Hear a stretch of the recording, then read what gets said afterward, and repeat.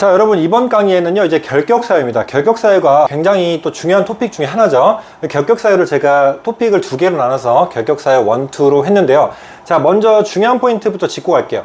자, 결격사유는요 어떤 것에 대한 결격인지를 보셔야 되는데, 자, 중개업에 등록을 하거나 개설 등록을 하는 거죠.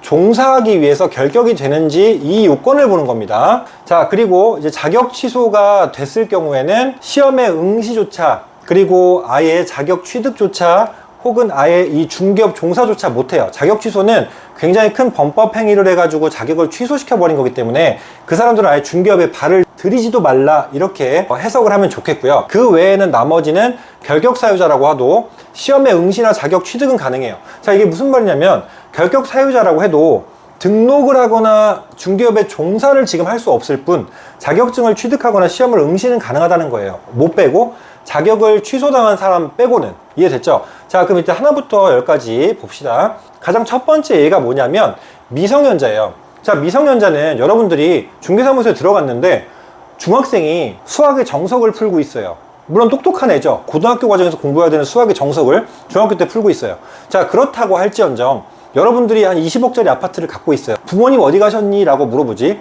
대표님 저 20억짜리 매물 좀 의뢰하러 왔어요 라고 얘기하나요? 그러지 않죠. 그러니까 사회적으로 어떤 기본적인 역량을 갖추려면 이 애가 미성년자이기 때문에 성년이 의제가 되는 게 아니라, 그러니까 미성년자여도 결혼하면 성년 의제가 되잖아요. 그게 아니라 정말 만 19세가 되는, 정신적으로 육체적으로 아예 완전하게 성장을 한 성인이 될 때까지 시간을 기다려줘야 된다는 겁니다. 근데 이 학생도 어쨌든 10대지만 자격 취득은 가능하죠. 근데 등록을 하거나 종사는 못한다 이겁니다. 이해되셨죠? 이게 바로 결격사유의 가장 큰, 그리고 가장 쉬운 예라고 보면 되겠는데요. 성년이 만 19세가 돼야 결격사유에서 벗어난다라고 보시면 되겠고, 다음 포인트는요, 피한정 후견인이랑 피성년 후견인입니다. 그래서 여기 보시는 피특정 후견인은 결격사유가 안 됩니다. 자, 그럼 이 세 가지를 좀 보시면 되겠는데, 피한정이랑 피성년 이 두 개의 차이는요, 피특정까지는, 자, 일단 피특정이 제일 쉬울 것 같아요. 소위 말해서 정신이 좀 왔다 갔다 하고 좀 판단 능력이 결여되고 좀 이제 사리 판단이 어렵고 이런 분들을 후견인 판정을 받아가지고 보조를 받아야 되는 거죠, 정신적으로 한마디로. 그래서 피는 이제 수동태의 피고요. 특정은요, 예를 들면은 가끔 어떤 것만 좀 왔다 갔다 해요. 그것만 좀 잠깐 좀 헷갈려 해요. 평소에는 너무 정상이에요. 자, 그러면 이런 분들은 이제 일하는 데는 결격까지는 주지 않는다 이거예요. 근데 피성년은요, 완전히 이제 그 본인의 정신으로 살아가기 힘든 분들 있죠. 이런 분들은 이제 아예 후견인 판정을 받으셔가지고 아예 보조를 받아야 되기 때문에 정신적으로도 피성년 후견인은 아예 결격이 되고요. 피한정도 여기 보면, 자, 처리할 능력이 부족하다고 돼 있어요. 여기는 처리할 능력이 지속적으로 결여돼 있고, 여기는 특정한 사무만이라고 돼 있고, 이렇게 보시면 좀 이해가 빠르겠죠. 피한정은 이 피성년만큼 완전히 이러진 않은데, 그래도 어쨌든 피특정보다는 조금 더 빈번하게 많은 빈도로 훨씬 많은 횟수로 좀 정신적으로 좀 힘든 분이에요. 그래서 이런 분들은 이제 중개업 종사를 하면 큰 돈을 맡기고 거래를 할 때 좀 힘들 거 아니에요. 그래서 결격사유에 해당한다라고 보시면 되겠고, 피특정 후견인은 안 됩니다. 결격사유가 아닙니다. 이 부분까지 같이 판단해 주시면 될 것 같고요. 자, 그 다음 파산선고는, 파산선고 받고 아직 복권이 안 됐다. 자, 그 복권 결정이 확정되면 결격에서 벗어나고, 아니면 사기 파산죄에 관해서 확정 판결 받음 없이 10년 결과하면 벗어난다. 이 부분까지, 파산 선고를 받고 복권되지 않았으면 아직 결격사유다. 자, 그래서 신용불량자나 개인회생자는 해당이 되지는 않습니다. 근데 파산 선고는 아예 그냥 만세 부른 거잖아요. 이 경우에는 복권이 돼야 됩니다. 그래서 이 부분까지 같이 보셔야 되고, 다음은요, 자, 금고 이상, 하여튼 가두는 거예요. 가두는 거 이상 실형을 선고를 받고 집행이 언제?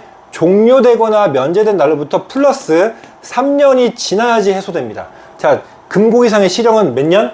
3년. 자, 여기 다음, 여기 차이점을 보시면, 자, 금고 이상의 집행유예는요, 집행유예 기간이 만료된, 이거는 최근에 몇 년 전에 개정이 됐어요. 만료된 날로부터 2년이 지나야 됩니다. 그래서 집행유예 같은 경우는 3년이 아니라 몇 년? 2년이다. 이 부분 같이 봐주시고요. 제가 이제 유튜브 영상이다 보니까 길게 설명을 못해요. 실제로는 이게 한 40, 50분 정도 설명할 수 있는 거리인데, 제 유튜브 영상이 굉장히 짧게 하기로 했기 때문에 제가 포인트만 짧게 합니다. 그 다음에 집행유예 말고 선고유예를 받은 경우에는 결격사유에 해당되지 않습니다. 그래서 제가 설명을 뭐라고 하냐면, 선예, 너는 빠져 라고 얘기를 많이 합니다. 선예, 넌 빠져. 너는 결격사유 아니야. 그래서 선고유예는 결격사유에 해당하지 않습니다. 자, 그 다음에 이것도 굉장히 많이 중요하고 많이 나오는 건데요. 자, 이 법이 뭐예요?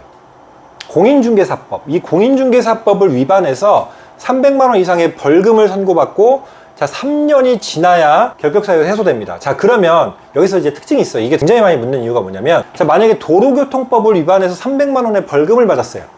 이 법이 아니죠. 그러면 해당이 안 돼요. 다른 법률로 위반해서 벌금형의 선고를 받은 경우에는 결격사유에 해당 안 돼요. 만약에 운전 중에 무슨 일이 생겨가지고 벌금을 맞았어요. 그러면 자격 취소되나? 결격사유인가? 그런 건 아니라고요. 결격사유가 안 된다고요.